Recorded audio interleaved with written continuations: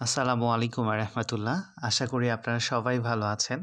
আজকে আমি 4 বেডরুমের 2 তলা সুন্দর একটি বাড়ির ডিজাইন দেখাবো। বাড়িটি করা হয়েছে ফরিদপুরের এমডি ফারুক ভাইয়ের জন্য। তো প্রথমেই আমরা বাড়িটির ফ্লোর প্ল্যানটি দেখে নেব। এই হচ্ছে বাড়িটির ফ্লোর প্ল্যান, যেখানে রয়েছে 4টি বেডরুম, 2টি বাথরুম, একটি কিচেন, একটি ড্রয়িং স্ল্যাশ ডাইনিং স্পেস এবং 2টি বেলকনি।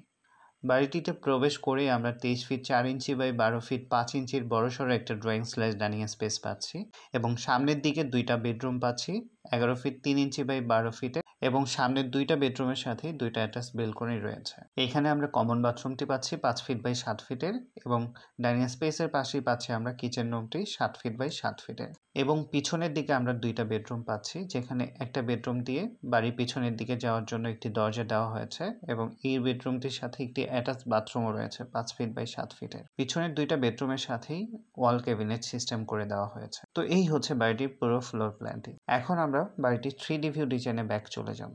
এটি হচ্ছে বাড়িটির 3D ভিউ ডিজাইনটি, অর্থাৎ বাড়িটি হুবহু দেখতে কেমন হবে, এবং এটি হচ্ছে বাড়িটির সামনের অংশের ডিজাইন। এখন আমরা দেখতে পাচ্ছি বাড়িটির ডান পাশের অংশের ডিজাইন।